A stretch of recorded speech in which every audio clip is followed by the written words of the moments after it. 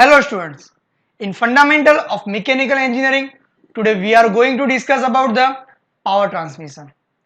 तो first question arise in your mind, what is power transmission. तो दोस्तों आप लोगों ने बाइसिकल तो चलाई होगी, तो बाइसिकल के अंदर हम जो पेंडल लगाते हैं वो पेंडल से जो मोशन क्रिएट होती है वो मोशन को हम पीछे के व्हील तक ले जाने के लिए उस दोनों के बीच में कुछ कनेक्शन करते हैं, तो वही है पावर ट्रांसमिशन। तो पावर ट्रांसमिशन को हमें डिफाइन करना हो तो हम कह सकते हैं power transmission is a process to transmit motion from one shaft to another by using some connection. वो कनेक्शन अगर बेल्ट से हो सकता है, रोप से हो सकता है या फिर गियर से भी हो सकता है। यहाँ पे आप फिगर में देख सकते हैं, तो यहाँ पे एक मोटर है। मोटर को हम क्या बोलते हैं?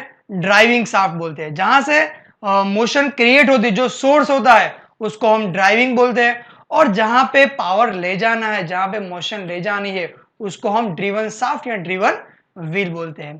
तो यहाँ पे आपने दोनों को कनेक्शन हमने बेल्ट से किया हुआ है, तो ये दोनों को जो मोशन ट्रांसफर करने की जो मेथड है वो अलग अलग हो सकती है। तो हम देखेंगे different method of power transmission. तो फर्स्ट जो मेथड है वो बेल्ट ड्राइव है, सेकंड चेन ड्राइव भी हो सकती है, third one is a gear drive या फिर ड्रॉप ड्राइव भी हो सकती है। तो ये अलग अलग मेथड से हम मोशन को या फिर पावर को ट्रांसफर करते हैं। तो ये सबके कुछ एडवांटेज है, कुछ डिसएडवांटेज है, तो उसके बारे में हम आज डिटेल में डिस्कस करेंगे। तो हमारी जो पहली जो मेथड है वो है बेल्ट ड्राइव।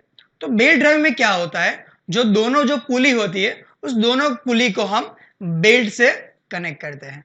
वो बेल्ट जो होता है वो रबर का बना हुआ होता है। हम बेल्ट ड्राइव के एडवांटेज के बारे में डिस्कस करते हैं। तो बेल्ट ड्राइव के एडवांटेज, जो पहला जो एडवांटेज है वो है हम बेल्ट ड्राइव को इजीली इंस्टॉल और इजीली रिमूव कर सकते हैं। दूसरा, बेल्ट ड्राइव की बेल्ट की जो कॉस्ट जो है वो कॉस्ट कैसी है? कम है। थर्ड, जो कंस्ट्रक्शन जो बेल्ट ड्राइव का है वो बहुत ही सिंपल है। थर्ड वन, उसकी जो मेंटेनेंस जो कॉस्ट है वो भी कम है, और उसके अंदर लुब्रिकेशन करने की जरूरत नहीं पड़ती। जैसे हम गियर के अंदर या फिर चेन के अंदर जैसे लुब्रिकेशन करते हैं, वैसा लुब्रिकेशन उसके अंदर ऑयल डालने की बार बार जरूरत नहीं पड़ती है। और next, it can transfer power, वो वर्टिकल डायरेक्शन में, हॉरिजॉन्टल डायरेक्शन या फिर कोई इंक्लाइन एंगल पे भी वो पावर ट्रांसफर कर सकते हैं यूजिंग द बेल्ट ड्राइव।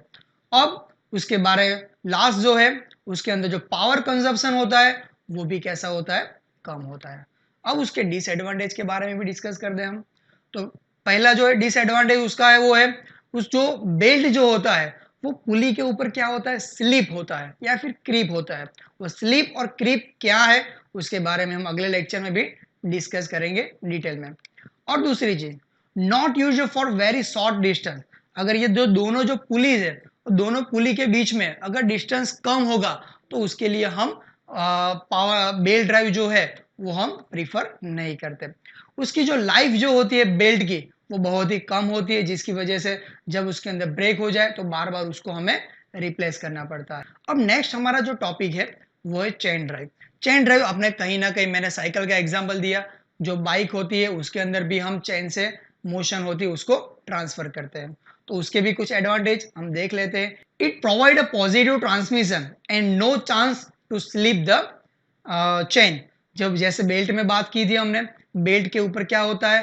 वो स्लिप हो जाता है बेल्ट, लेकिन ये पॉजिटिव ट्रांसमिशन है जिसकी वजह से ये जो चेन होती है वो स्लिप होने के चांसेस बहुत ही कम होते हैं। It give a constant velocity ratio, और the chain drive is easy to install, हम इजीली इंस्टॉल कर सकते हैं। Chain drive require less space and it is more compact than belt drive. Transmit high power compare to the belt drive.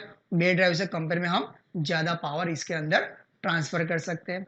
Next है chain drive, the speed ratio is good as compare to belt drive. इसका speed ratio भी कैसा है? ज्यादा है।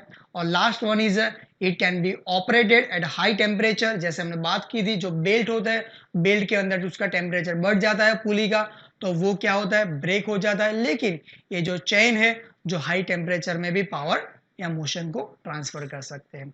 और उसके कुछ डिसएडवांटेज के बारे में भी हम डिस्कस कर लेते हैं। तो first is it require more and frequent lubrication. आप सबको पता है हम चेन के अंदर बार बार अपने बाइक में या फिर साइकिल में हम बार बार क्या डालते हैं, ऑयल डालते हैं, उसको हम बोलते हैं लुब्रिकेशन, जिसको कांस्टेंट लुब्रिकेशन की जरूरत पड़ती है। दूसरी चीज, we can't keep the chain drive in open. हम क्या करते हैं, जो चेन ड्राइव होती है उसको ओपन नहीं रखते, उसके ऊपर कुछ गार्ड होते हैं, उसको हमें फिट करना पड़ता है। It is noisy and therefore there is a problem vibration too, जिसकी वजह से क्या होगा, अगर उसके अंदर लुब्रिकेशन प्रॉपर नहीं होगा, अगर अलाइनमेंट प्रॉपर नहीं होगा, तो वो क्या क्रिएट करता है, नॉइज क्रिएट करता है। और दूसरी चीज, द इंस्टॉलेशन और इनिशियल कॉस्ट इज अ मोर, इसकी जो इनिशियल कॉस्ट है कंपेयर टू बेल्ट ड्राइव, वो कैसी है, ज्यादा है। ओके, और हमारा जो नेक्स्ट टॉपिक है वो है गियर ड्राइव। अब सभी लोगों ने लेथ मशीन में देखा होगा, लेथ मशीन में जो अलग अलग गियर रेशियो हम अचीव करते हैं, वो किसकी वजह से करते हैं, अलग अलग जो गियर ट्रेन होती है उसको हम कनेक्ट करते हैं। तो गियर ड्राइव के बारे में हम डिस्कस करें तो उसके जो एडवांटेज है, जो पहला एडवांटेज है, it is a positive drive, जिसमें स्लिप होने का चांसेस बहुत ही कम है, और उसको जो वेलोसिटी रेशियो है वो भी कांस्टेंट हम अचीव कर सकते हैं। It can transmit very large power, क्योंकि उसमें क्या होता है, डायरेक्ट एक दूसरे के साथ इजीली कनेक्टेड होते हैं, डायरेक्ट कनेक्टेड होते हैं, तो स्लीप होने के भी चांसेस कम है, तो पावर ट्रांसमिट क्या करते हैं, ज्यादा करते हैं। हाई ट्रांसमिशन एफिशिएंसी, उसकी ट्रांसमिशन एफिशिएंसी ज्यादा है। It require less space compare to belt drive और chain drive. This device is more reliable. Next, उसके डिसएडवांटेज के बारे में डिस्कस करें तो पहला जो गियर ड्राइव का डिसएडवांटेज है, मैन्युफैक्चरिंग कॉस्ट उसकी क्या है, ज्यादा है। और दूसरी चीज, मेंटेनेंस कॉस्ट जो है वो भी ज्यादा है, क्योंकि उसमें भी बार बार हमें क्या करना पड़ता है, लुब्रिकेशन करना पड़ता है। गियर ड्राइव के अंदर अगर उसके मैन्युफैक्चरिंग के दौरान उसके जो कटिंग होते हैं, जो टीथ होते हैं, अगर उसमें कुछ एरर हुई तो उसमें भी क्या होता है, वो एक दूसरे के ऊपर ओवरलैप हो जाते हैं और पावर ट्रांसमिशन में और लॉस हो जाता है। दूसरी चीज, it require precise alignment of shaft, जो दोनों गियर होते हैं उन दोनों को प्रॉपर अलाइनमेंट होना चाहिए, नहीं तो क्या होगा, वाइब्रेशन होने के चांसेस हो सकते हैं। अब हम बात करते हैं, हम एक जो जितने भी gear drive, belt drive, chain drive के एडवांटेज डिसएडवांटेज के बारे में डिस्कस किया, अब हम एक ही टेबल के अंदर ये बेल्ट ड्राइव, चेन ड्राइव और गियर ड्राइव के कंपैरिजन देख लेते हैं। एग्जाम के दौरान ऐसा क्वेश्चन पूछा जाता है कि compare the belt drive, chain drive and gear drive. तो पहला जो टॉपिक है वो है उसके जो एलिमेंट कौन से होते हैं। तो फर्स्ट देखिए यहाँ पे मेन एलिमेंट कौन कौन सा होता है बेल्ट के अंदर, उसके अंदर पुली होती है और बेल्ट होता है। जब दूसरा जो है चेन ड्राइव, उसमें क्या होता है, मेन एलिमेंट स्प्रॉकेट और चेन होता है। जब गियर ड्राइव में आप सबको पता है उसका मेन एलिमेंट गियर ही होता है। Second thing is belt drive में स्लिप हो सकता है, जबकि गियर ड्राइव और चेन ड्राइव के अंदर स्लिप होने के चांसेस कम है और नहीं हो सकता, ऐसा भी बोल सकते हैं। Third, is suitable for a large centre distance, belt drive कब यूज कर सकते हैं, जब सेंटर डिस्टेंस ज्यादा हो, और जब मीडियम उससे कम थोड़ा सेंटर डिस्टेंस हो चेन ड्राइव यूज कर सकते हैं, और बहुत ही नियरेस्ट डिस्टेंस हो तो हम कौन सा प्रीफर करते हैं, गियर ड्राइव यूज करते हैं। और fourth is large space required, belt drive को स्पेस कैसी चाहिए, ज्यादा चाहिए, जबकि इसमें क्या होगा, चेन ड्राइव में उससे थोड़ी कम स्पेस चाहिए, और जब लास्ट गियर ड्राइव में सबसे कम स्पेस रिक्वायर्ड होती है। जब बात करें फिफ्थ टॉपिक के बारे में, तो फिफ्थ टॉपिक क्या है, failure of the belt does not cause the further damage of the machine. इसका मतलब क्या हुआ, अगर मशीन ओवरलोड हो जाता है तो क्या होगा, उसका बेल्ट जो है वो टूट जाता है।